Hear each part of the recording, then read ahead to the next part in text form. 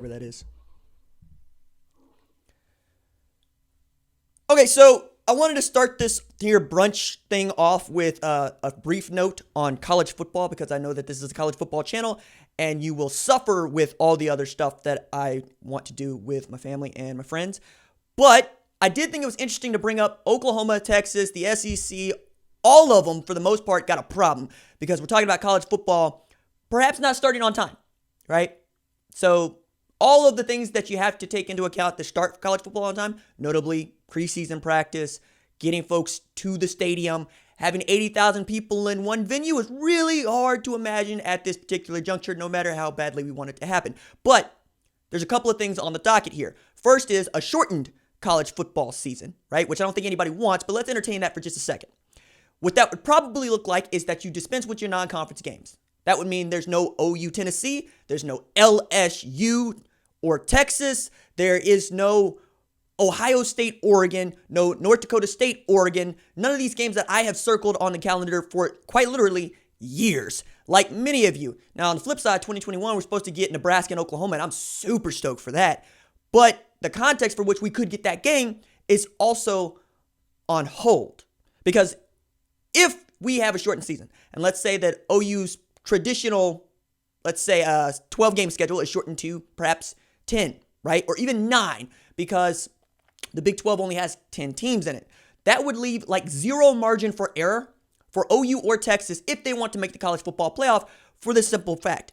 They play like literally 4 less games than the SEC. All right? The SEC benefits for once from having 14 teams in the league.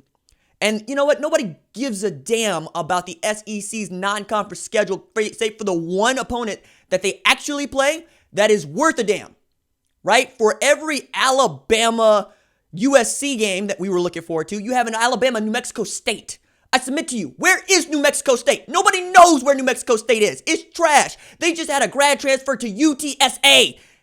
What are we doing with that game on the schedule except making everybody upset and making everybody mad that Alabama won't go out and play anybody? In the words of some of the callers that make Paul Feinbaum's show go, ain't play nobody, Paul. And I get it, right? Because that's always been what's said about OU and Texas in the Big 12. It does not measure up to the SEC. Let alone, nobody picks on Ohio State and how nobody in that conference can hold a candle to what the Buckeyes are doing. Be like, Michigan's a 2-loss team. To who? To the rest of the Big 10? Okay, cool. You got a really nice pelt of Notre Dame. But who is Notre Dame except a team that shows up in the college football playoff and gets sunned? Just like Oklahoma, right? Texas, this was supposed to be a defining year for Tom Herman. Now we're talking about if you have 2 losses, you might not even make a bowl game if we have to shorten the bowl season from, say, the traditional 40 that we see in around Christmas to, say, 20. That means that you could be one of these teams looking on the outs if you got 2 losses, let alone 3 losses. You could have an OU season that sees 9 games, and let's say they lose 3 games, they go 6-3, you're not making a bowl game. Or maybe you are based on how you travel, right? And you don't want to be at the mercy of how you travel because there ain't no Belk Bowl for you to fall into. And you know what? The Belk Bowl probably wouldn't even make the cut in a shortened college football season, right? We're talking about, at most, perhaps getting 10 games in, and that's if you played for a national championship. To say nothing of Clemson, like if North Carolina proves to be the best team that we have seen play this game in some time in the ACC, perhaps they could knock off a Clemson.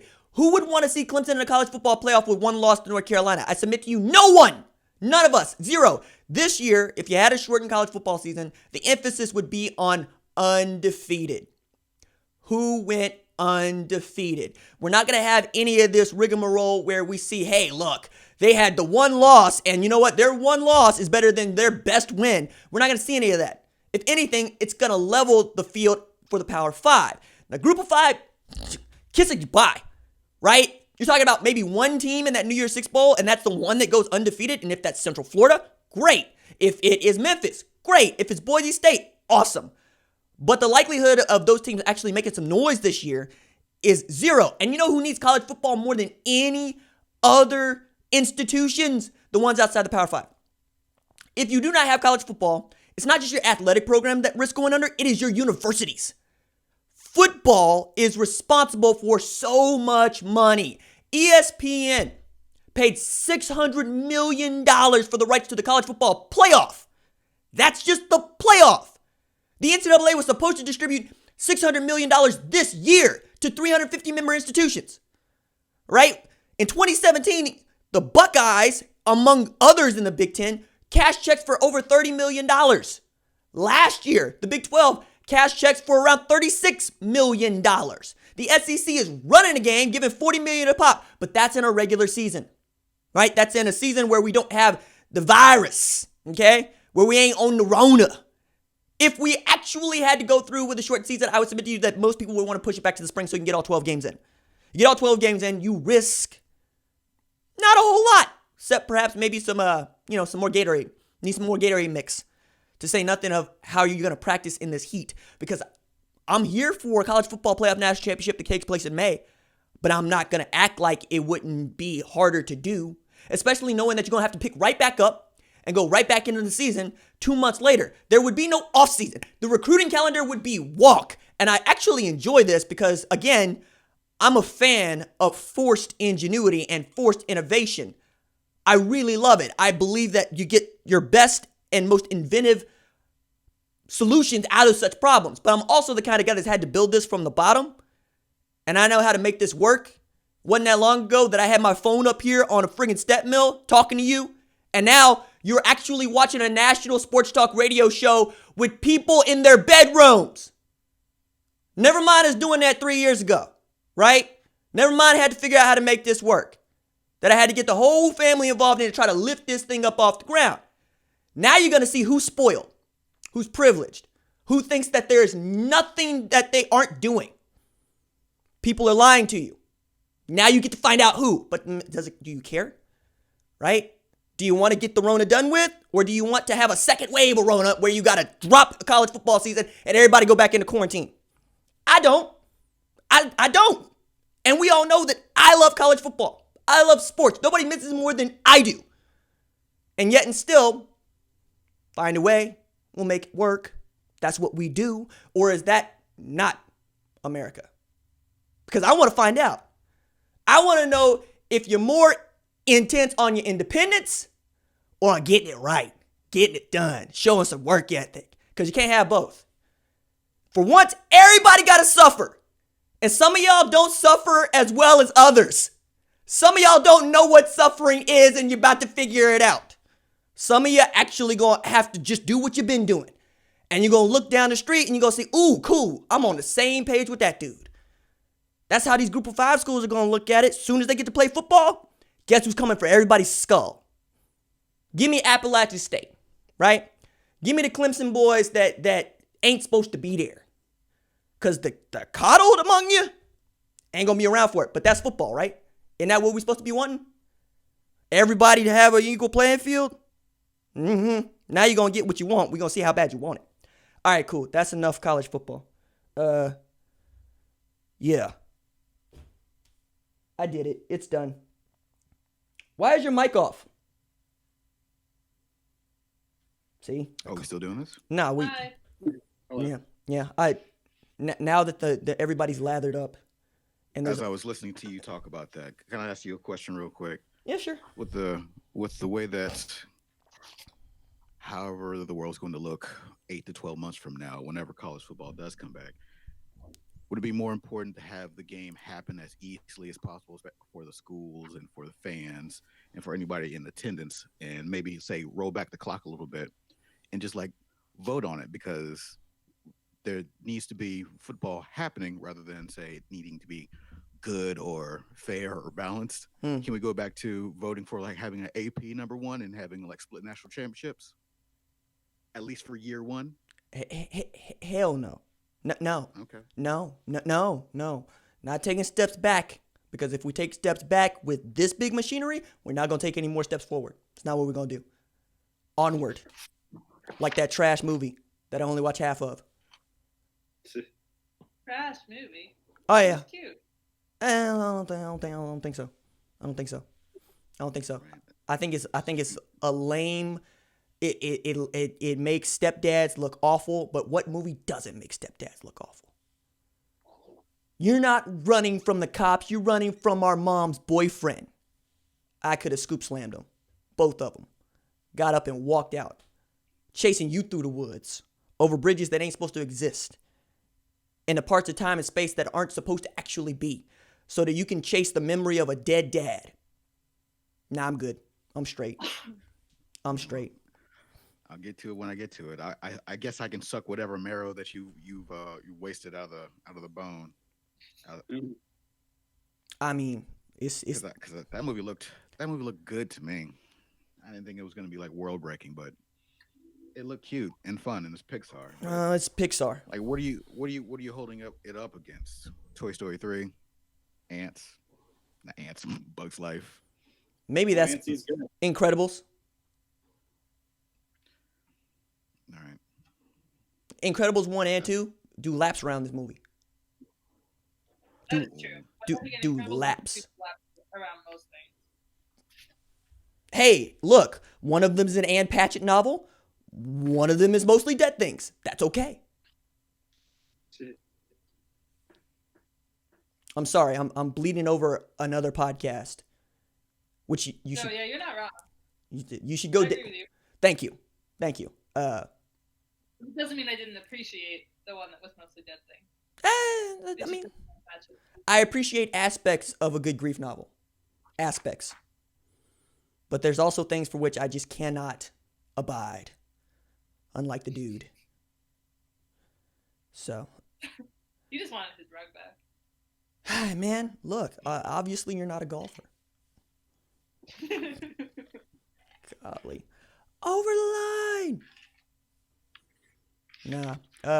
I haven't seen the Jesus Rolls either. I heard it was trash. The Jesus Rolls? Yeah. It's man, that ice is clinking. I enjoy that look. It's a good look. Wow. Don't worry about it. Apparently not. Okay. What are we chasing with? Is that water? Some agua. Okay. Yeah. Okay. All right. Very important stuff. Right. No, there is no back to football. I just gave 10 minutes of football. Now we're going to talk about whatever. This is to be sane. That's what this is to be. This is brunch. Ron, Katie, Noam. I think. Yeah, we're. Yeah. Yeah. Where's Tyler and Kate and Laurel? Well, I know what Laurel's doing. Laurel's feeding people. It doesn't matter if we're in person or online. You always got to be fashionably late. So 15 minutes, 30 minutes. Only difference is that you can't call us to order something for you. It's true. I'm truly ready for the day. This morning I watched the Book of Eli. Wow. The Omega Man. And Osmosis Jones. So, I'm ready for the here and now. Remind me, the Omega Man is what? Isn't that the original I Am Legend? There you go. That's what I meant to say. I couldn't think of the name. Okay. All right. Yeah, the Will Smith one. Yeah, but I forget what the novel's actually called. The novel is called I Am Legend. That's what I thought. Okay. Was the first movie adapting it, and then later they made I Am Legend the movie. Right on. Okay. Got it. Yeah. Got the action ready. Got the wet wipes ready to go. I'm prepared. Nah, man. I'm almost finished with The Heritage. Almost. I got like 4 pages left. What's that one about? Black Athletes, A Divided America, and the Politics of Patriotism by Howard Bryant. You will read it. You'll be angry getting off a plane. Yeah, it's that kind of book. With all this time that I have, I started reading. Sing Unburied Sing. Oh, and yeah.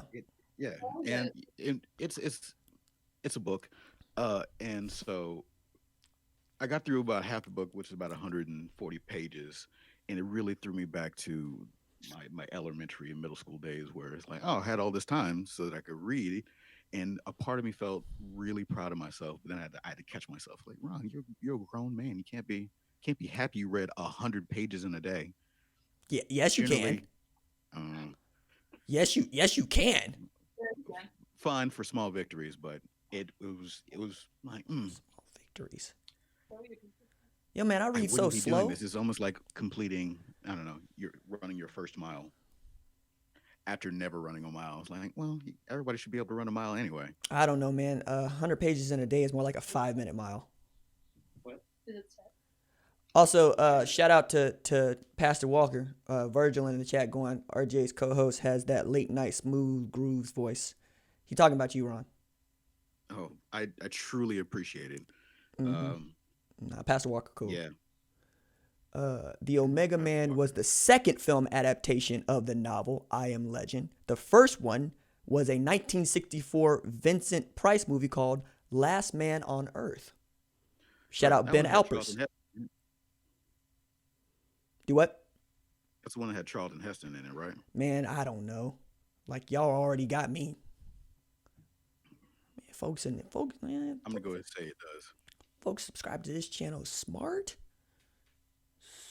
and they be looking stuff up too, because we don't really use the internet. All right, so we read things, but did everybody do the homework? Because I did the homework late.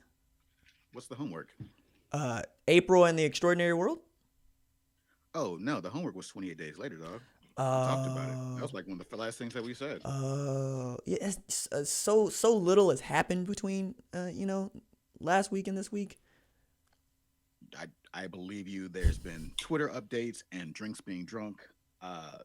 It might as well be 10 years ago. I forgive you, Man, but I didn't do that homework either. So yeah, we all watched April and the Extraordinary World, trying to get that little French animation in the system. okay, I got questions. Cause like I fell asleep at one point and woke back up, and I had to restart parts of it. What was the point except for her to try to cure the cat? Because as soon as she cured the cat, I was like, what are we still doing here except running from Inspector Giamatti? So I mean, April was trying to solve this medical riddle, do a little science, but also find her parents. She did that. It turns out that saving her cat at the time was actually saving the world. The movie has this cutesiness to it, but for the most part, it's pretty much saying, like, as a thesis statement, humans might be the problem. Wouldn't it be better if life survived rather than humans survived? And I forgot about that part whenever I got everybody to sit down to it, because Nice. there's a part where they put this thing that saved the cat on a rocket ship that's going to go someplace else, be a spark of life, by some Thanos level characters, and spoiler alert: good guys win. Oh, okay. Human ingenuity. Oh, all right.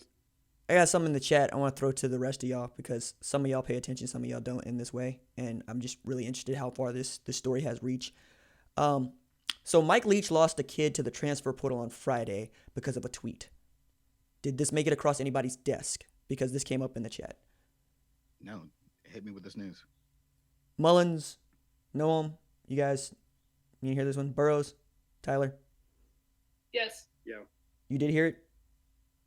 I did not. Go ahead. Okay.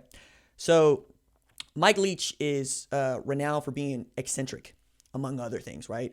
He was on this channel talking about Alex Grinch, and that was a lot of fun because I got to talk to him while he was vacationing in Key West, which is a thing he does like every January, right? He just goes there and hangs out.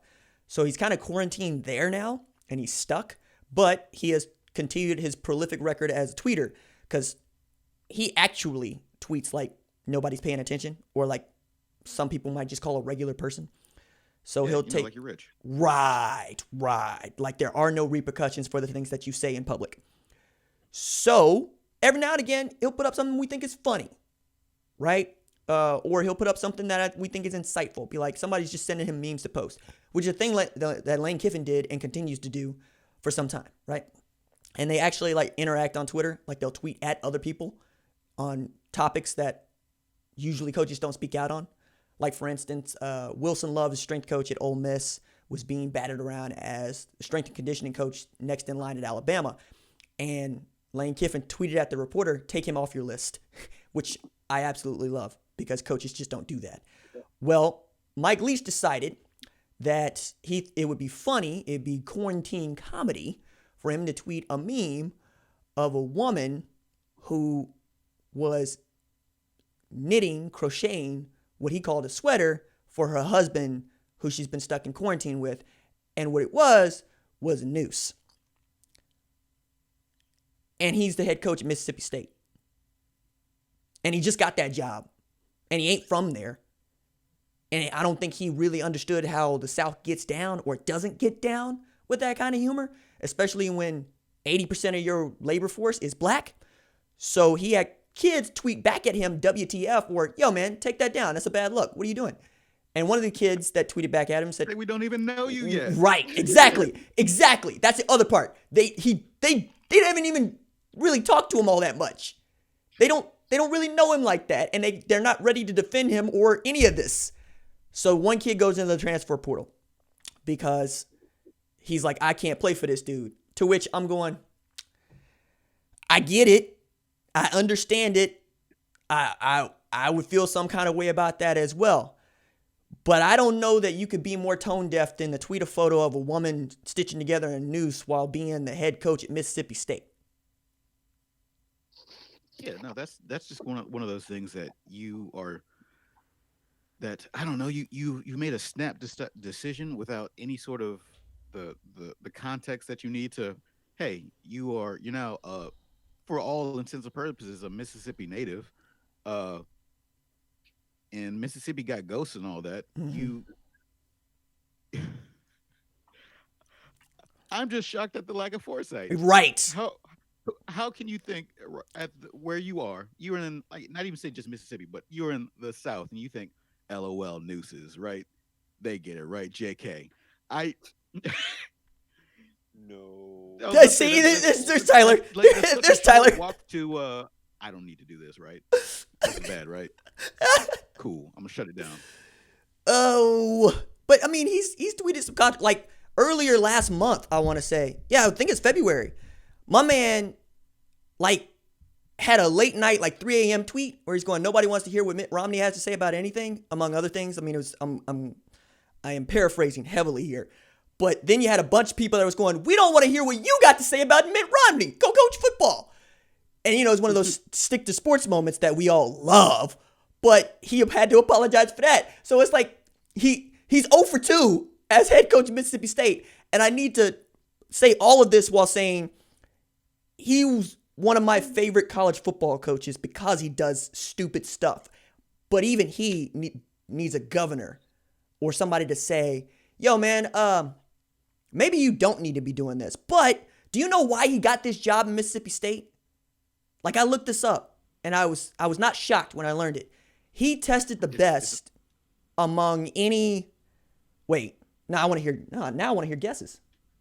Well, yeah, no, I was about to say, okay. Is it because he has a solid record and he plays exciting football, and Mississippi State just needed a Hail Mary as a hire?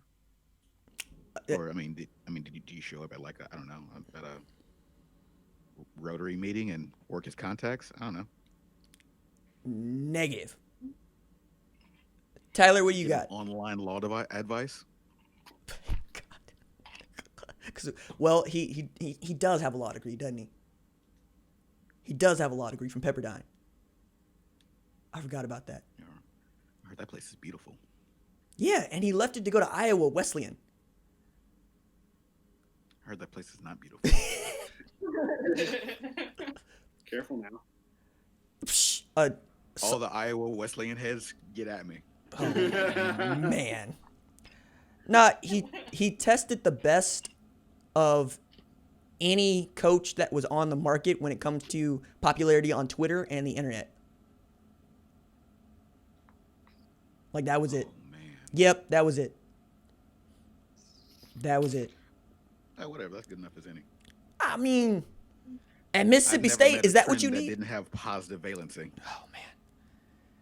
And the stories about Mike Leach are epic because, he's supposed to be in quarterback meetings that last for, half an hour, maybe hour and a half on intense days.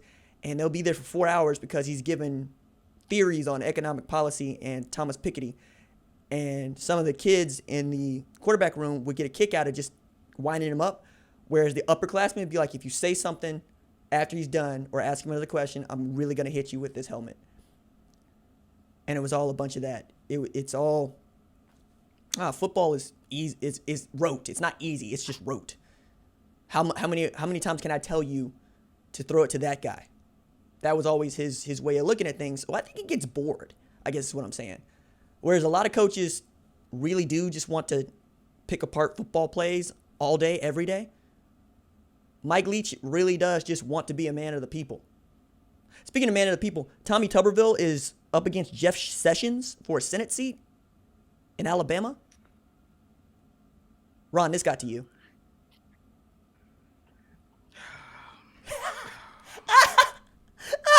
Jeff Sessions ain't never coached Auburn to double-digit wins, so I mean that's all I got to say out of that. It's a tie. Like it was a runoff that was supposed to happen. Are we at all concerned about that? Like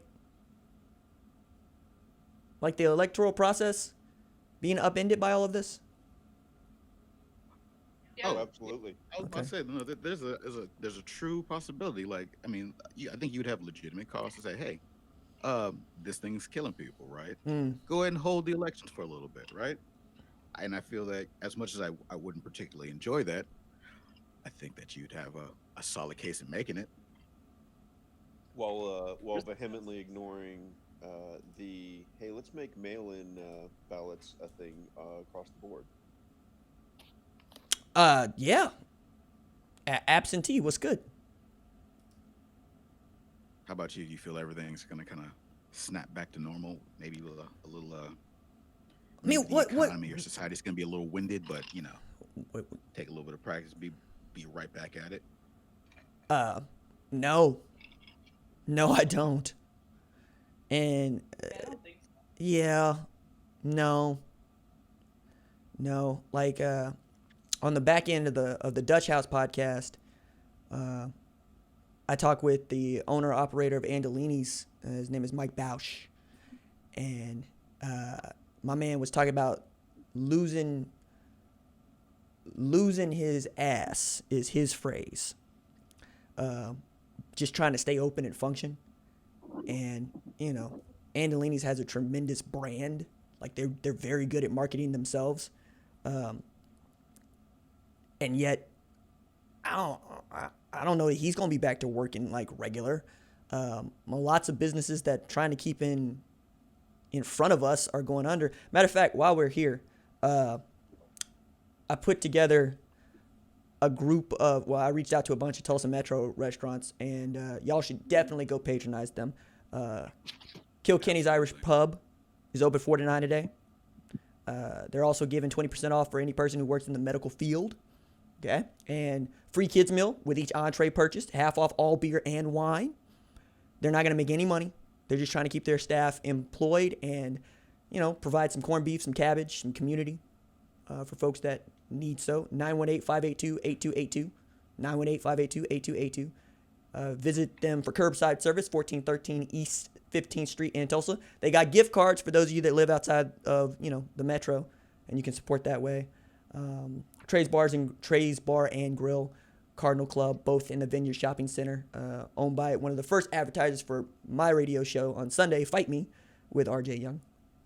Beef stroganoff, dumplings, chicken, burgers, what you want. They got 918-970-4766, 918-970-4766, Cardinal Club, Tulsa.com. You can also check out Jay's Original Hoagie. Nice sandwiches, nice person. They offered to bring me sandwiches to the house, and I was like, nah, it's cool. Let's just let everybody know that you're still functioning, still open. Ron's Hamburgers got 18 locations across 3 states, 13 in the metro. Mike Bader owns the one at 71st and Mingo. I talked to him, trying to keep people employed. They got carry out for all of you that want the hamburgers, that want the fried chicken, that want the chili. About to say, I was jonesing for some Ron's hamburgers and chili the other day. For real? I was about to say, I was looking at all the dishes that are stacked up in my sink, and I'm thinking, you know what? I need to have some Spanish fries in my life. That's pretty crazy too. Now, like, if you Bohemian Pizza, also check them out. Man, check out Desi Walk. There's lots of places around that are local, not okay. Which brings me into another place altogether. Two things about Papa John's. Just two things. Just two. That sounds like the name of an article on Medium or something. Two things about Papa John's. What could they be? Okay, the first one is Georgia, like many other college football accounts, have putting out tweets going support our local businesses, and they have places like Papa John's and Chick-fil-A on them, and we're like, wait a minute. Those are chains, and the other one is Papa John's. So what? Huh? And then I got to read this part out loud because I couldn't believe it. I had to read it twice. This is in Howard Bryant's book, The Heritage. Yo, angry! Brett Burns coming in with super chat. Order something for me, bro. Stay safe. I will. Thank you, Brett. I appreciate you, man. Shout out to your niece who wants to be a zookeeper and had all of the pets, man. Yeah, I got to meet her. She's cool.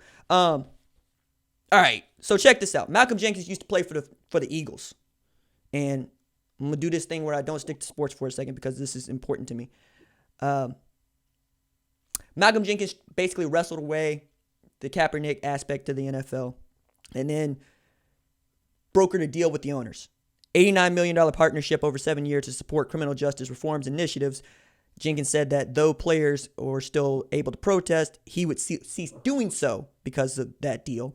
There was one other damning detail that made him look like a proxy for the owners. It turned out he owned a Papa John's franchise, the anti-protest and former official pizza provider of the NFL. Also add in there, who else owned a Papa? Shaq owns a Papa John's franchise. Yep.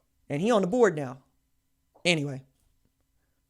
No, Shaq, that's 0 for 2. Yeah, I was about to say he got a tiger too.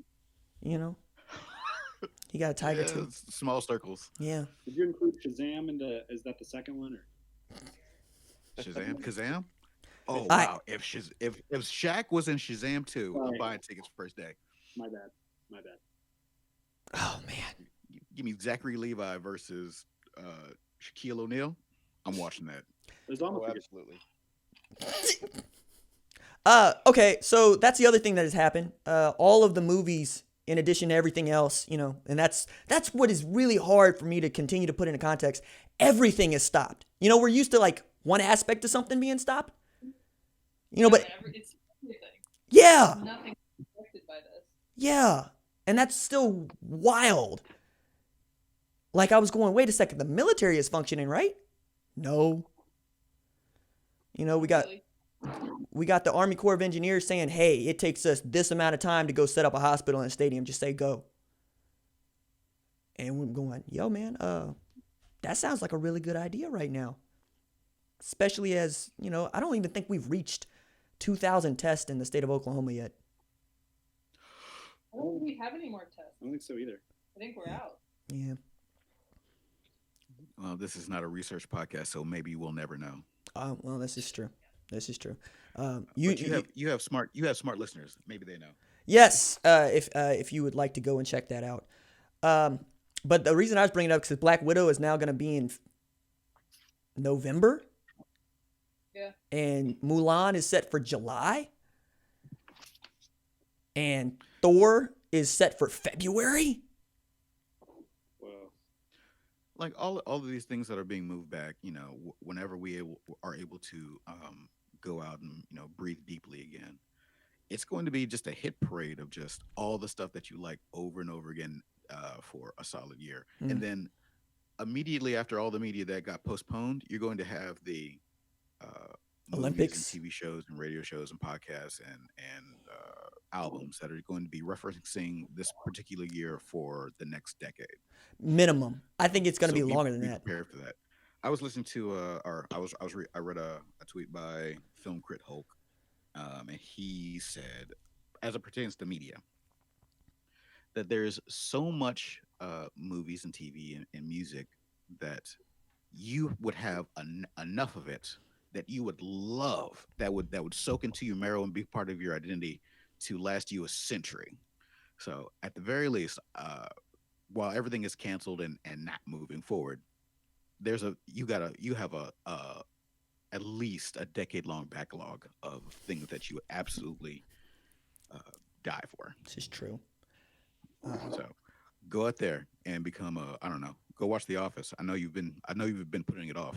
Watch it. Go watch Pushing Daisies. It's pretty good. Okay, so whoever Steve Carell's character is in The Office won like the Ringers like bracket pool, and I never wanted to flip a table more. Yep. It was like that dude versus, I think his name is Michael Scott, versus Walter White, and I wanted to flip every table. Greatest TV character of all time? You got to be kidding me. He beat out Walter White. Yeah, Oh, yeah. Both of those as the greatest. Exactly, Like, exactly. both of those in your championship. I had to go look. I usually don't do research, but I'm gonna have to look this one up. All I know is who was voting was not me. TV's been on for a long. That's time. what I said. As much as I like Walter White, and I love me some Walter White, Let me see. I would not feel good putting him as the number one or even top 10. Shout out Pastor Walker, $10 super chat just to let you know you're appreciated, fam. I listen every day. That's more than no, he dropped an E, said that's more than every day. Blessings, bro. I appreciate that. Thank you, Pastor. Also, Angry dropping in here with the Parks and Rec. I made it through a season of Parks and Rec, and then I needed to put it down. and I keep getting told that that's what you need to get past. is Okay. The first season. Okay. I haven't successfully done that yet, Okay. but that's what I am told repeatedly. Yeah. I mean, I every can't think. I can't think of too many of any shows that you would say are the GOAT, whose first season is also the GOAT. So you forget how bad the first season of Star Trek Next Generation really is. I It's just recently watched that. It was almost unwatchable. it was all over the place. Yeah. I mean, Patrick Stewart is not to be messed with, but the way that he starts off being Picard is like not. Yeah, I think that's all that needs to be said about that. Like, you remember that time when he decided he didn't want to be captain of the Enterprise and decided to go off with a celestial being to explore the cosmos and leave What? behind? I remember that now. Wow. Didn't think so, but that was an episode. you mean the paragon of integrity that is Jean-Luc Picard, with a hard J. Jean-Luc Picard abandoned his crew. I can't believe it. Yeah, it's Oh. very strange first season. And, I'm going to throw a second season on that pile. Also very strange. My man jumped in the chat, says next gen blows. he popped up just to say that. I'm about to say, if you have a favorite, you absolutely have a most hated. Oh man. Okay. That's very true. Okay. Nah, these are things I need to get on. Angry, you would like Ron Swanson. I'm okay. Ron Swanson is good. Ron Swanson is good. Is amazing. Yeah, Ron Swanson is true lawful good. Golly. Wow. My favorite thing about Ron Swanson is we've all worked with a Ron Swanson, and they're never that cool in real life. It's true.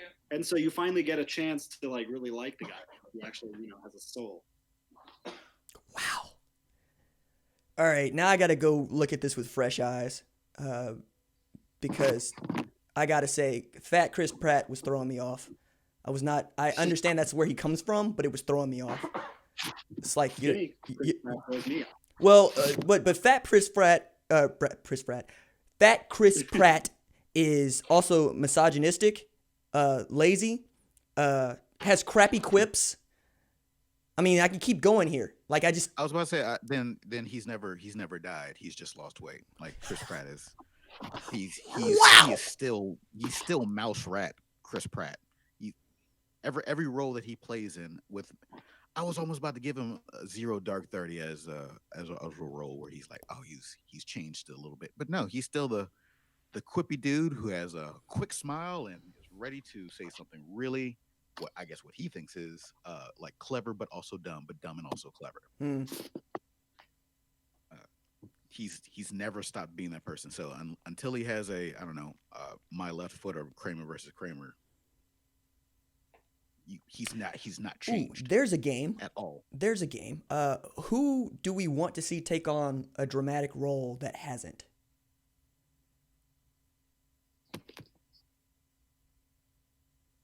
That's a good question. Oh man, I don't know. Ryan Reynolds already did, so Yeah, like, that kind of crossed off my one on the list. Yeah. Can we get political? I don't think I have to say it out loud though. Well, hold on to that. Hold on to that. I'm going to piggyback off Tyler. I'd like to see Ryan Reynolds try a serious role again because he's injected Deadpool into his veins, and I think that he's now no longer getting high off of it. He's just using it to maintain. So I'd really love for him to, dial it back and dig in deep and do something that's not the dude with the most wet, dry, sarcastic sense of humor in the world. I want him to have he needs to have everybody needs to have a training day.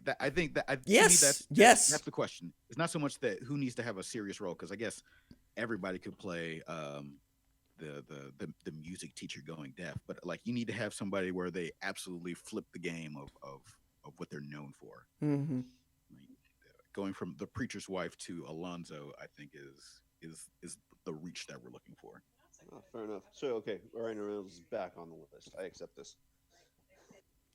Yeah, I'm not sure what I would see. He has to do a lot of work though, man. Like there's so much that, Ryan Reynolds turns everything into a joke. Everything, even this virus, he has turned into a joke. And every opportunity for a punchline. Yeah. Speaking of, this is him just being himself. Yes, exactly. He can't turn it off now. Right. 6 Underground, trash. Absolute trash. Just, big, bold, really beautiful trash. Like The Witcher. Yeah, just every week we're just gonna absolutely throw tomatoes at The Witcher. Absolutely. Just dumping dirt on it. You know that I have time. I think I'm gonna actually watch it now. I'd sworn off that I'm never going to watch The Witcher, but now that I've been in the house for as long as I have, it's not bad. No, for being absolute trash, it's actually not bad. Oh, like it's beautiful, but also not that bad, or is it kind of like if you excuse X, Y, and Z, it's not the worst thing in the world. It's not. I can't excuse Henry Cavill at all. Oh, really? Man, I thought he was the best part in it. Yeah, and that's not true. I thought he was the most accurate representation. There you go. That I get with. Is so you just don't like the entire Witcher. Yeah, I played the video games too, and you know what? I like the Geralt in there way better than I like this one. Poland, do you hear that? RJ Young is trashing your myths and legends. Poland, come see me. I'm in Tulsa. Come see me. And I'm not going to make that joke that just popped into my head, although I think it was good. That's for offline. Yeah, I can't say that one out in front of people. Did it have to do with World War II or sausage? Or maybe both? Yikes. Wow. Oh. The mind of RJ Young, that's all. Look, I'm going to respond to Angry real quick. I can't stand that show because it's disjointed. The plot sucks. The characters aren't believable. And everybody is fooled by how good looking it is. And it is very good looking. They spent a lot of money on costume, a lot of money on set design, not on acting. Not on acting, not on directing, not on good scripts. As a person that tells stories and loves stories, I would write circles around this thing. Like you have already so much there for me to pull from. And this is what you gave me? Like, I don't even believe the villains in this thing. Like, Steppenwolf is a more believable villain than anybody they threw in front of Geralt. Anybody at all. Oh, no, absolutely. Except for, you know what, honestly, The first one they did is the one I liked the most, by a long shot. Oh man, remind me. What's her name? Renly. Yes. Okay. All right. Cool. Cause like I'm looking at this And queen. unfortunately, it was downhill all from there as far as villain quality went. Ooh. Oh, okay. Another good one to throw to the group. Sour Carson asks, RJ, what animes you on? And I really want to give that one to everybody. Because I feel like I told Laurel that you're a Naruto fanboy, Tyler. And she was like, oh, yeah. Wow. What? Those fighting words. I mean, you know where I live. I only watched like a couple hundred episodes of it, so I'm like way behind. Oh yeah, no, I'm only a little bit ahead of you. Maybe I put in maybe 500, 600. After that, it starts to like tail off. You got to get to the 8th arc of the Great Ninja War before it gets real good. I still got this Naruto glass I need to give you, Tyler. It's been just sitting here. Like Ron's Hamilton mug. They're just. When did you give me a Hamilton mug? Like you actually picked it up while you were here and put it back down, and I didn't know how to feel about that it. Sounds about right. Yeah. Okay. Yeah. Okay. Mm-hmm. Yeah. Well, you hold on tight to me for that for like the next 8 months. I appreciate it. Man, is that how long we gonna be in here? At least. No, we have to be hopeful. Because I know that at least for the people that are listening, that they are taking good care of themselves, staying home as long as they can, and doing good with their finances. So you know that. So what did I say? 8 months, 6 months. Christmas, everybody. I haven't like subscribed. You better not go out for New Year's. To Crunchyroll, so I haven't gotten back into anime in any big way for some time. I've been flirting with it, so like looking at reviews of apparently Japan's just cranking out season after season of a million different shows. So I'm gonna have to jump back into it. Okay. I messed with Beastars for like 2 episodes to answer the question. I'm going to like if I have to assign that as homework. Okay. Too many people are saying too many weird things about it for me to not inflict this upon the rest of the group. Hey, like I said, 2 episodes, and I was like, oh, okay, I need emotional support. It's like that. No, I don't. It's not like that. So many things don't. So this thing touched you? No, so many things don't. I don't know that it touched me. It is something I needed to talk with people about. People that I trust. Kind of like Dutch House, right? That was very cool to be able to just talk with Mullins about it. And, not just have your opinions challenged, but validated in some ways. Because, it's Ann Patchett. She's a monster in a good way. I mean, she's like legitimately awesome. And then there are things that just kind of mess with you, and you're like, I need to actually talk with somebody about this and figure out what's going on. Yeah. So, wow. Have you guys seen Dark Fate? Of any of that franchise? Say again. Dark Fate. Which one is that one? That's the one where people have like these avatars that are historical figures, but they don't know which one they get for a while. And like Fate Night Stay? Yeah. There you go. Yeah. Oh yeah, that's absolutely been a everybody else is late to or has left from brunch talk for me and Tyler. Right. Like if you watch, like I would hate to run into a fan because I couldn't talk about it like they could talk about it, but I've watched so many seasons and none of it makes any sense. And since they keep using so many of the same characters over and over in season again, that it's just incredibly difficult to. It's like, no, it's the one with Frankenstein. I'm like, I guess. The one with Joan of Arc instead of King Arthur. Yeah, actually, yeah. Or it's the one with King Arthur. I'm like, I don't know which one that was. Was that the first one? Was that the one with the redhead kid?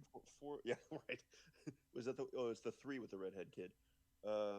I will say for those listening, Fate Zero is absolutely beautiful and also not very long, so it's not a big commitment, and is actually a thing of beauty. I was about to say, like, who doesn't like a good battle royale? But there's like, it's all the stuff outside of the battles. I think it does a pretty good job of really like squeezing the like drenched handkerchief of romanticism like underneath all of that, right? You just like there's just this constant tragedy, and occasionally they like really throw you for a loop with certain pieces of information. They like completely get rid of like genders between historical figures and how their avatars inhabit them, which is kind of interesting.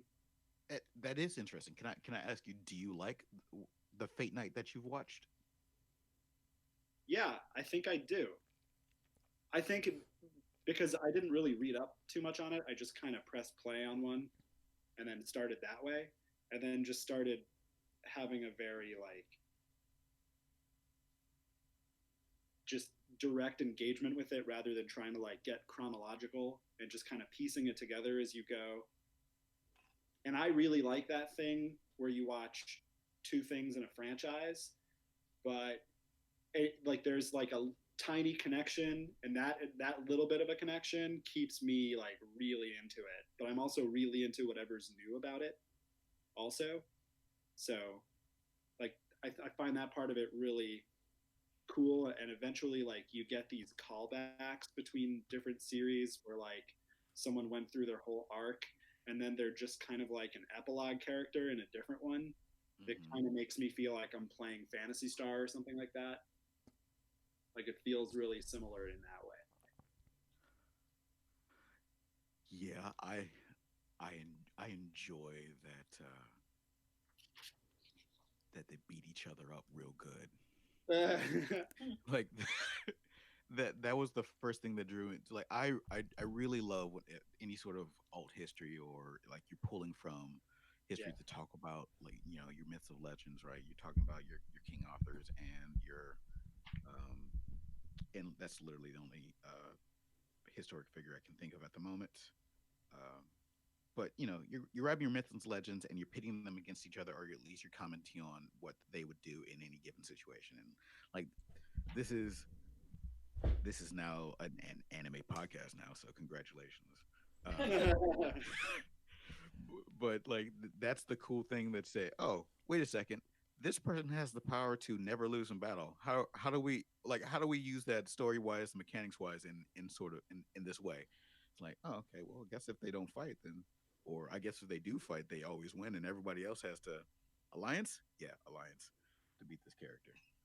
But you know, it's that's what it is. It's pro wrestling. That's what Fate Night or Fate Night series is. It's just pro wrestling with all of your favorite heels and faces going up against each other. Although I particularly like the guy who can draw you into his world with where he just has all the swords. Does it draw you into his world? So is there like some sort of like Leonardo da Vinci character? Some sort of No, there's like this whole element to it where characters could create their own kind of battle planets, kind of like in Street Fighter or something, right? Like you always go to someone's level and they have their advantages in that level.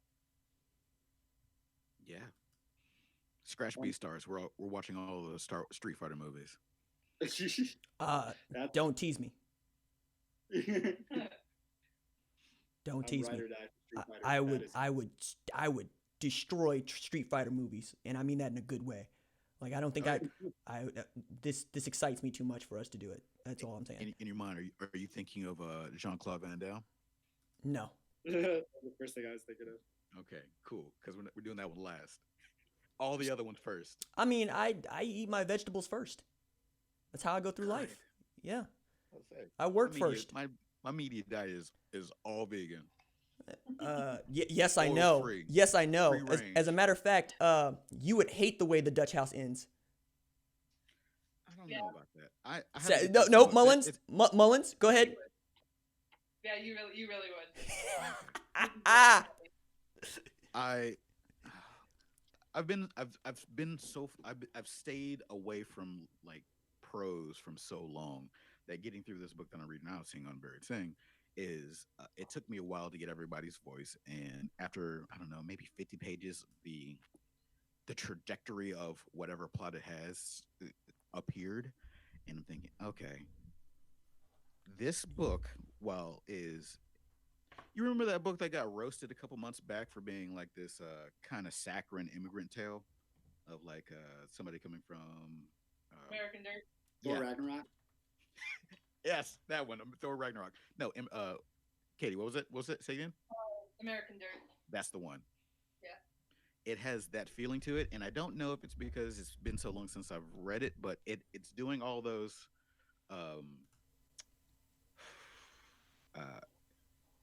mild meta expository elements that make me think of a series that is like, oh, this might not be for me. Doing some clever stuff, but I say it's clever. I don't know if it's clever because I've been away for so long. I just might be real dumb. I need to ask this question without it sounding condescending, so I'm sorry. Hold on, let me take a deep breath. Yep. Now squeeze it. All right, I've steeled myself. Okay. Please hit me with this. How much literary fiction have you read?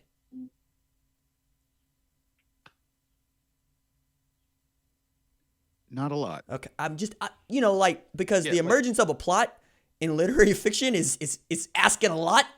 So when I see it, I'm like, yes, we know where we're going. It's not just somebody who is trying to use fictional characters to trot out their ideas.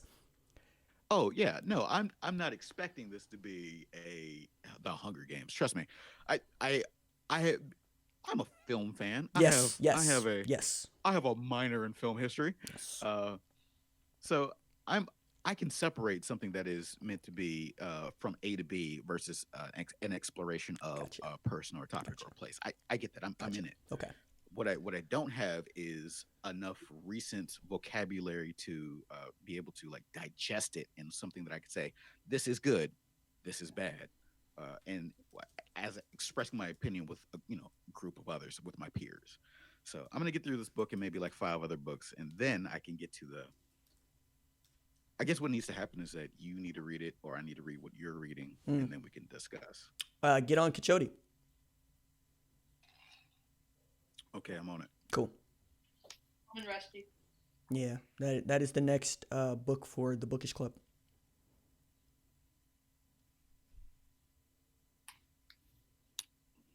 You've got me. I will join, and we can talk about it. And see, I'm really intrigued to jump into the pool with you guys because y'all are all like famous writers who have showed up commercials and have your own internet feeds and whatever, and like people like you. So I hold you guys like way up there. I don't know, man. I'm just gonna come in from out of the street like, hey, it had words. No, right? no. It's a book. No. Mullins is being published in brevity. Okay. I'm telling you. No. I cannot underscore this more.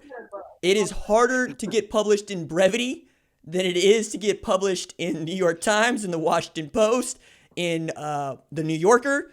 I mean, the number of times that you get turned down by that collection, yeah. No. Hell, Mullins is this close. Aren't you in the Kenyon Review? No, I'm not. I went to Okay. their workshop, but I'm not in there. Oh, yeah, the same workshop I got denied entry to. Because of Mullins nonfiction. also went to grad school, so that's where Mullins is at. Golly. Nah, man. Mullins makes the book club go round. All right. Let me see. What was I gonna ask? Because I had a question that I had written down, and now I can't find where I wrote down my questions. Something about Do a 5-minute AMA. Clock starts now. a 5-minute AMA for y'all. Yeah. Cool. So whenever those questions start rolling in, start answering them. Okay. Yeah, I tried to do an AMA, like, I was going to do that with Laurel, because I posted that, like, an AMA type deal in January. and they never got to it. Mhm. And now I can't find that post. It's okay. Like do it in lightning round format so that you don't have to spend so much time on it, because I think that's whenever people get real caught up in, oh wow, RJ said this about what? Yeah, You said what about Iowa Wesleyan? I don't think that this channel has that much sway, dog. I really don't. I don't think that. The only people that care what I have to say are the people that show up to heckle me. Inside of what? You're so close to it. You don't see the reach. You don't see everybody talking about those throwaway Reddit threads where somebody's like, "Hey, I need to know somebody who's the best college football YouTuber," right? And you had to scroll down 3 or 4 scrolls, and somebody says RJ Young, number 1, number 2, and then the rest of them. Who cares? Colin Coward. I don't know. Yeah, I'm just being a cheerleader. All right, now. so I really need to ask this question. Is anybody else, and this is for the chat too, is anybody else really pissed that these 6-figure celebrity sports media types don't have better home studios? Or is it just me because I put so much effort into this? It feels like they should. Yeah. And have it. I feel like we're entering into an era where everyone's kind of getting a wake-up call about it. And I think that also includes people who are not trying to do it professionally, but we're just trying to maybe engage with any level of some discipline that involves an audience. Everyone is getting a really like cold, hard look at just how important like a really basic and not really that expensive home studio is, just to capture sound in a clear way. I think that a lot of people ran into like they ran all the way up into the limit when it comes to like, so we're in the middle of this plague, right? But all of your favorite productions were still producing content, like they were still making it as it was happening. And it was immediate. It wasn't kind of a because everything happens pretty much on the coast, right? So California and New York City, and both of those just shut down. There wasn't like a borough by borough, county by county shutdown. So everybody that needed to already have a homemade setup should have been preparing for that, but they didn't, because they were in the studio. They were already in Bristol or LA, right? And now they had to create something because they couldn't have any gaps. And basically that's just what it meant, was like an extra iPhone X, and somebody brought over a spotlight. Like I guess my spouse had some floodlights ready to go. And if it wasn't for the fact that they're all in, like, not all of them, but a lot of them are in really nice houses, their production setups would be more than trash. It doesn't take that much. All it takes is 10 minutes Googling focal lengths and 3 lighting setups for you to have something that looks good.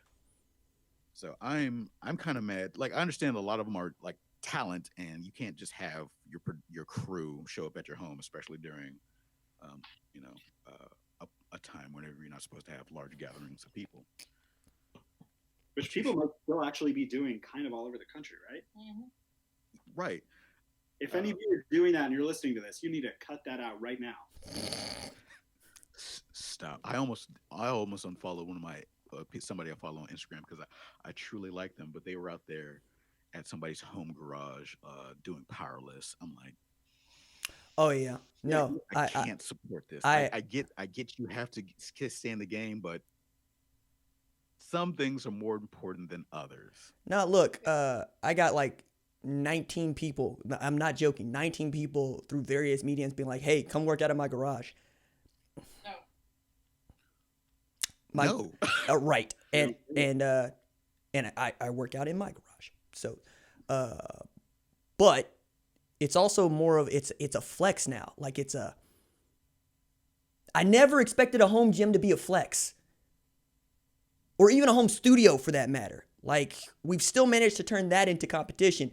I'm upset because I deserve better when I'm watching you do your sports talk show or watching you deliver your hit from home about whatever somebody said, because that's what I desire. But also, that's how people interpret my channel, and I get upset with that too. So I sometimes feel like I'm being hypocritical, and I hate hypocrites. Because on the one hand, have more pride in yourself and what you're doing and what it says about you, right? On the other hand, do you. Do what you want to do. But don't expect me not to take you as seriously if the things going on around you aren't speaking to the medium that you are working in, which is television. Like that's the thing. Like, you are working in television. You are working on cable broadcast. Ron used to tell me this thing where if you know what's going on a TV show by being in the other room, it's bad TV, right? Because you're not using the medium itself to tell the story. Yeah, and I want to add, because I don't want it to seem like that it is like we're digging somebody's character for liking, right. I don't know, Law and Order. There's this old article about like trash TV by author of the New York Times. I cannot remember. But anyway, Wesley Morris? But not that one. It's older than that. David Carr. We talked about it. Mm-mm. Okay. It's a her. I don't remember her name. But that it's stuff like that is that you need to have, because life is hard, and you need to have something that allows you to comfortably fold laundry as you're just trying to get from one moment to the next. It's kind of the same sports is dumb argument. Yeah. Sports is dumb, like if you compare it to like taking care of your kids or whatever, but it's absolutely necessary in being able to create or find a way to, on the fly, immediately create a tribe. I'm sorry, go ahead. I didn't mean to.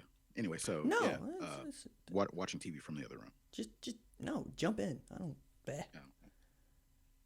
It was bugging me, and I think it's bugging me because of what I do for a living, and that might be the only reason. Because all of a sudden I have to hear people with large followings like, yeah, everybody's doing this stuff via Zoom and it's fine. And I'm like, no, it's not. Like, it's really not. It's like, no, it's fine. People are just kind of showing up, putting another FaceTime camera on and going at it, and they're putting it on television, and we're fine with it. And I'm going, hold on. Are we fine with it because you haven't invested the money or the time or the effort or the energy into doing it? Or are we fine with it because it's actually fine? I submit to you, everybody wants better production value, period. Everybody. The people making the thing and the people consuming the thing. Like, when I turn on my television, I don't want to see the Golick and Wingo logo. I would rather watch those three dudes talking. I don't want to see the logo pulsing at me. Like, even during the stream, right? The camera overheated. I needed to turn it off for a second, turn it back on. It makes a difference. It matters. There's a thing that another part of our brunch group says as it relates to liking some metafiction inside of the fiction that they consume, is that the best part about superheroes, especially if you read comic books, is not them saving the day. It's them going to the grocery store. It's them ordering coffee. It's them trying to eating shawarma, save the date for any particular moment.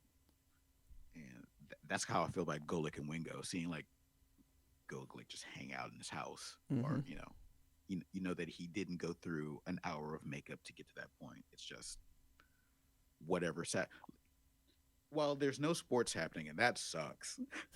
It's really cool to see the people that you already enjoyed listening to show up and just talk, and there's like this aura of vulnerability, because now they can just kind of be loose because there's almost nothing to talk about. That's true, but I think it's temporary. Yeah, that's why you should embrace it.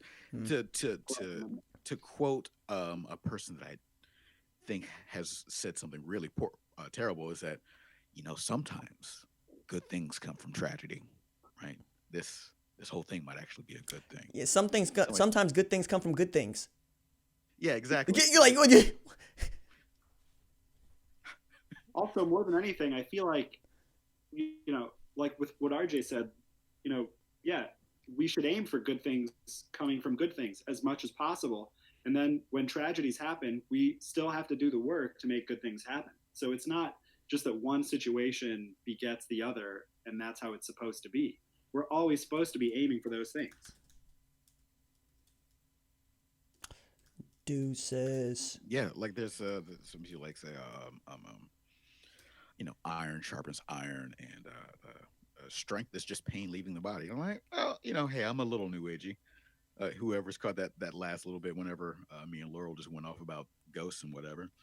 Sometimes pain is just pain leaving the body. Yes. And that's just what it is. Yes. Now, however you make sense of that and move forward, I think that's what matters. But pain itself doesn't necessarily make you stronger. No. It's just there. It's just an experience you know about. I guess if you want to say like knowledge is power, great. But that knowledge is power doesn't help you in a job interview. But we turned that into competition. Like I did a long time ago, had this podcast called In 20 Years. And Mac McClellan came on to talk with me about a book she wrote called Irritable Hearts. I'm pausing. Is that the person that said that they would trade all the Love's gas stations for James Harden? That is not. Okay, That is not. Go ahead. But still, yes. Anyway, Mac had been through several tragedies. Like I mean that word literal, 5 to 7. And one of them had led her to this understanding about herself that she's not going to spend more than like $300 on a couch just because it can go away. Right? And it's like, so do you feel stronger now that you did that? And she said, no, but we're turning that into competition anyway, right? Because I went through more, so I understand or know more about myself than you do. And in that way, that sort of pain is worth more, or so we lead ourselves to believe, when that's not always true or even true. I subscribe to that in many facets because I have an understanding about how the world works in a way that some other people just never have to. But I don't know that makes me stronger. Because like the idea that I know where the money goes, meaning when I pay my mortgage, I know when it's due and know how it's due. I know where the money's going. I know to pay, my principal plus because I want to get up out of this thing as quickly as I can. Whereas there are people that, you watch Broke on the 30 for 30 and you'll see them and they'll be like, yeah, I didn't know where all this money was going. I just I went to play ball. And I'm like, can I ding you for that because you didn't know? Or do I ding you for being able to be ignorant of these things? Does it make you stronger or not? Nope. Solid question. I don't think it does. Does it just make me unlucky? I mean, I think like getting stronger is kind of like, I think it's more like you have to go ahead and put in the effort to do a thing rather than the thing happening to you. Like I understand the idea, like your feet get tougher if you walk across harsh terrain. Yes.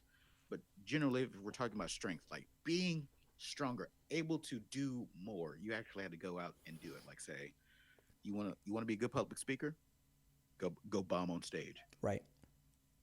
And do that for as long as it takes to not bomb on stage. Right. Not somebody making fun of you while you're sitting in front row. That's not going to make you better. That's not going to make you stronger. Getting bullied in high school is not going to make you stronger. It's just make you bullied in high school. So on and so forth. In fact, if you don't get stronger, you might take that experience and turn it into more negative energy that you throw against other people. Probably do. I mean, all right, so that's right. What is it? Hurt people do what? Hurt people. There you go. I'm gonna get you a shirt that says that. Shirt people is what it should say. God. Yurt people. Angry jumped in here to say, whose name is Brett. everyone has access to different data. The data shapes their world. More data increases your elevation and vantage point of the world. Hopefully. Yeah, there you go. I would sit with that. Zero disagree on that one. Okay. That's a good one. Put that on the shirt. That falls right under the knowledge is power umbrella statement. I agree. Yo, Joe. So Yogurt people. also, I need to go ahead and throw in here, Tyler, I think you would like Brett because he's the kind of dude that looks at how things are wired and says, if you did this because you were proud of your work and it's neat, great. But if it looks like crap after you got done wiring it, I don't think you really cared about that. To which Tyler's also the person who has me two-factor authenticating every single thing I do now because he's that friend. Yeah, every single thing I do. And Sounds like we could get along. oh, yeah, no, I think so. What else do we want to talk about? Because we're hitting the hour and a half mark here and we're at hour 15. Any other questions roll in? No, I don't think anybody took your AMA seriously. Okay. You know. Well, Oh, what do you live Oh, for? dude, yeah. Who do you live for? Who do you live for? My family, of which the people on this call are part of. Like, it's really like 1, 2, 3, 4, 5, 6, 7, 8, 9, 10 people. That's about it. Yeah, I mean, I got up looking forward to this. I was about to say. Like, that's, I care about the people I care about. yeah, So my sphere is rather small. yeah, man. And that's okay, right? As a matter of fact, that was another thing that Mullins and I was talking about, was this idea of altruism and who benefits and who doesn't, and narcissistic altruism. It's interesting. It's a good book. But then again, what has Anne written that's not good? Damn it. Never going to be that good. I'm sure there's a short story somewhere like 30 years ago. My favorite Spider-Man is Miles Morales, Back Mac. Because he's the closest one that looks like me, quite honestly. And the closest one to having the same sort of background that I have. I mean, I didn't lose my parents. Both of my parents still very much around. Brown. Where's Jordan's? I got the Spider-Man J's in the other room. Ron told me I can't wear them outside anymore. You mean you can't wear them mowing your lawn? Like, no garden work in the Spider-Man J's? Nah. They're just for flexing. Like, they're the kind of shoes that I wear to the barbershop and then take them off as soon as I get home. Yeah. So you at least wait till you get home. You don't take them off in the vehicle immediately and put on, like, driving shoes? Nah, because then I think that would make me a psycho. It might just. That's the line. Do you think the new normal, what do you think the new normal will be? Aspects of this, aspects of people being at their homes being more important than they have ever been as far as understanding privacy is a privilege that we never really talked about, because I don't have to actually be in the same room with 4 other people or a house with 4 other people during this period, right? For the most part, I'm by myself, right? And when it comes to like other people, like let's throw my buddy Jerry Ostrowski in this. He's got 4 kids and his wife, and they're all together with, I think, 2 dogs. And I can imagine how that's a little bit more of a challenge than what I'm dealing with. And yet and still, I think that we're going to value our own homes and our own abodes even more than we used to, especially if you live in some of these urban environments like New York, right? Where I just learned that they have a thing called a broker. And a broker's job is quite literally to just find you an apartment. And if he finds you an apartment or she finds you an apartment, you pay them 15% of what the apartment costs. So you're basically playing first and last twice. But one of those is just going to one person whose job it is to find you an apartment. Nah, man. Yeah, that's what I thought. Nah. I'm not doing that. People are willing to pay you for a thing. Get paid. Well, and then, yeah, like the idea of making, making $500,000 in New York, people was like, yeah, that's like 80 grand in Alabama or Oklahoma for that matter. I'm like, wait a second, what? See, Ron, this is why I can't support moving there, man.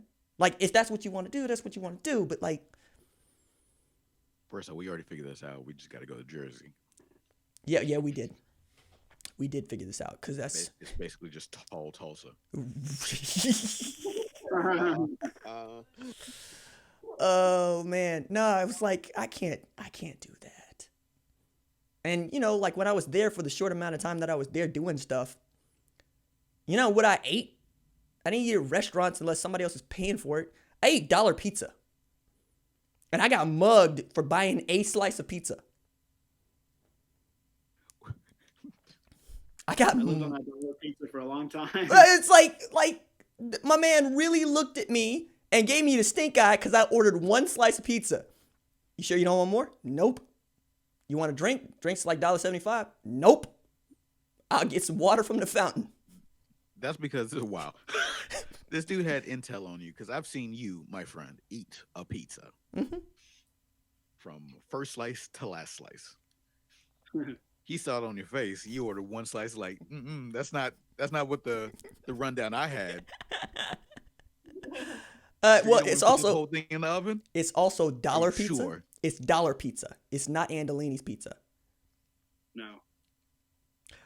Justin, we not only have I seen Tiger King, we did an entire podcast on Tiger King. Go to the RJ Young Show podcast on like the Apples or the SoundClouds, and you'll find it.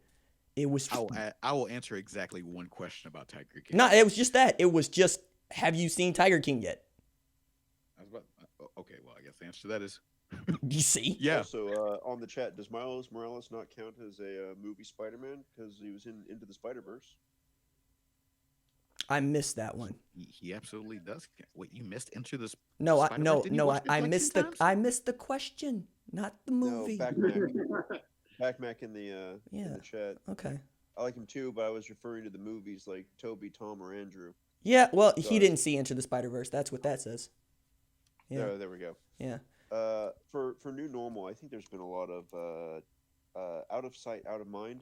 At least in my life, I'm sure in a bunch of other people's lives, for not just the people around you, but the environment around you.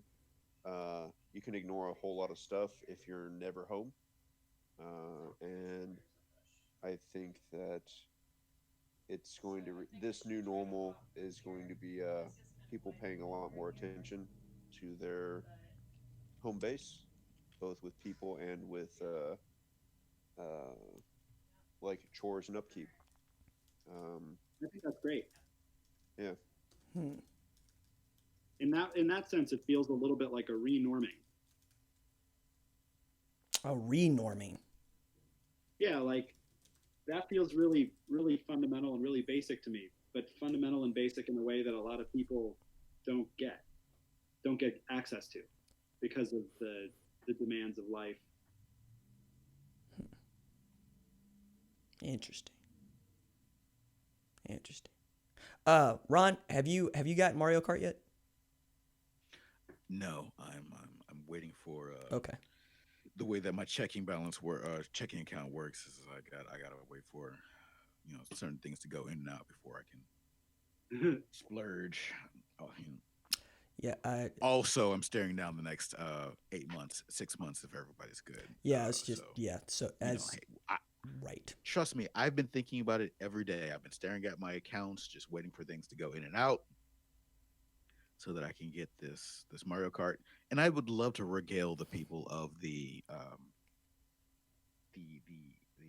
blitzkrieg that I will deliver upon everybody in Mario Kart. Oh man, I'm gonna figure out how to tape this. Ted offensive that I'm going to put forth. Ted offensive. Wow. Yeah. So. Oh. This will be the Alamo, right, for all the good things that stands for. For how long I will be talking about all of my victories. All right, before we get out of here, I actually do want to, if you have access to the channel, itself, and it sounds like many of you do. I want to talk about this thing that I got in the mail from Bespoke, and I'm going to use all of you to do it so we can talk about what's in this box.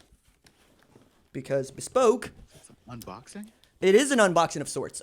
Bespoke is going to Put it close to the mic. I need this ASMR. sponsor the channel to a degree. I mean, it's a radio mic, so it should be picking up everything I say and do.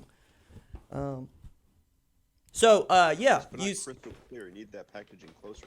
I believe the promo code is RJ20 for any of you that decide to go through with this because, well, this is very cool because this would be the first sponsor of the podcast. So how about that?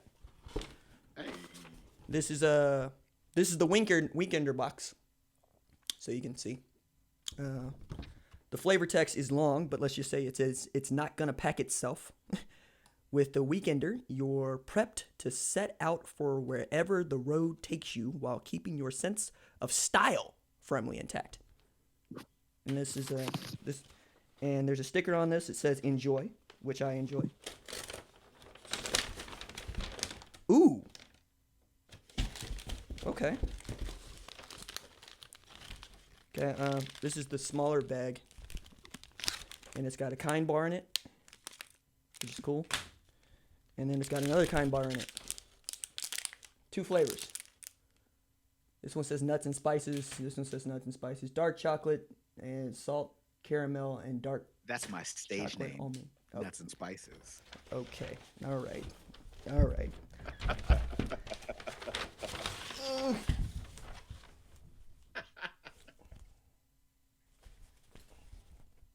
Line of trade. Okay. I dropped it. Man,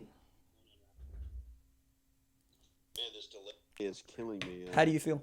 I hear all this unboxing and I just can't see what's going on Yeah. until way later. Yeah, well, yeah. So it's a really snazzy bag. Ooh, that's a nice bag you got there. Yeah, Oh my goodness. yeah. Yeah, there we go. What about to say that for me? I'll pick it up in about 6 to 8 months. It's got, ooh, you would love this. It's got like the little buckles on the end. It's a sturdy frame, like this is steel. Yeah. Man, this feels like a male Dooney that and Burke. velvet? Huh? What's that? What's that, velvet? It's not That's the cotton, that's for fanciest sure. shopping bag I've ever seen. It is not cotton. And you, Fanciest grocery bag. yeah, that's, yeah, okay. So it looks as if this is for carry-on. Like this is like Weekender. That makes sense. Very cool. Oh, I get it now. Right, right. RJ, we're about to do a photo shoot with this. Oh, I mean, I'm cool with that. I got the suit to match. I was about to say, you got the suit and the peacoat. We're about to be at like the commuter plus. Yeah. Commuter first class. Says line You're of gonna have trade. You're gonna have a long list of wonderful thumbnail pictures. Oh yeah. Absolutely. Ooh, there's stuff in here. Oh, okay. Got a strap for it too. Isn't that nice? Don't have to carry it. Any other one? Bespoke. Very cool. In the box, Weekender bag, line of trade, kind bars. Special edition bag by Line of Trade is another of the brand's efforts to take the tried and true gear that guys need in their daily travels and then build a sleek, stylish version of it themselves. In this case, they had some very old school inspiration. The design is based on the bags that were once used by stonemasons to carry their building tools. This modern take on the classic consists of heavy-duty canvas, genuine leather, handles and buckle, and then a reinforced frame to make sure it can take a beating as you travel. It's got the hand-hewn durability and vintage-inspired style to keep you moving from one adventure to the next. Worried about it getting dirty? Don't be. the dirt of everyday life accumulates to form a patina that stands out. Now all you have, maximum Twinkie. right? Now you got to choose from is your destination. Bars from our friends at Kind. They've got plenty of protein and fiber. Only 5 grams of sugar, so you can, fuel up for any occasion. Bespoke Post. Yeah, +2 Constitution, +3 charisma. Yeah, That's right. yeah. Parting shots. Anybody? Don't let your representatives take away your ability to vote.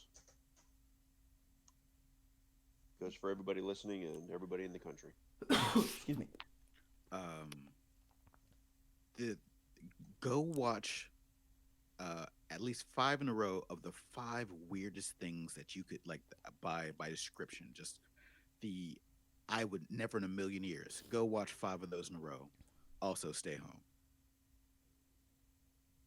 Noah Mullins.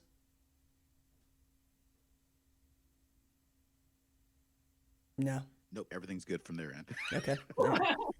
Everything's perfect. Keep doing what you're doing. I'm going to piggyback off of Ron and just say, just try some things that you haven't tried before. Yeah. Push that comfort zone. Except for social distancing. Don't push that. That's true. Don't you do it. Very hard line there. I mean, or dedicate time to things that you already know. Even Iowa Wesleyan knows they need to stay home. Maybe just like take a minute and just try to be a split second more cautious before running into stuff.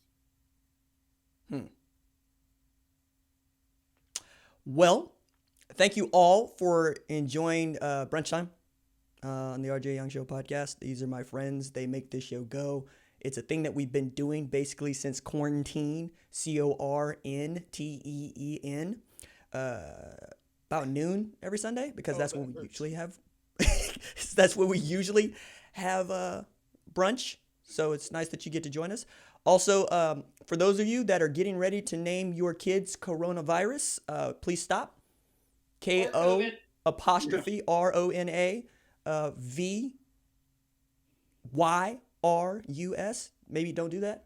Also, First off, Corona means crown, so make sure your kid's name is Corona Ray or Corona Reyna. and be sure to watch Hobbs and Shaw for me, because I was feeling really blue on Friday and I put it on and I felt better. And I did not know how much I really want to make movies like that one. But then again, I want to make Rampage too. I want to make big, bombastic movies that make no sense with big cars and oversized human beings telling jokes. Be fun. Ron, we got to get this thing up and going to Netflix. Absolutely, we do. Yeah, I'm here for it. Like that is the second act. The second act is showrunner RJ Young, where I'm just going to show up and do the David Simon and send missives off to executives about them wanting to cancel my show. I was about to say, I'm trying to get this EP like Diddy. Bye. Take care, everybody. Deuces. Bye.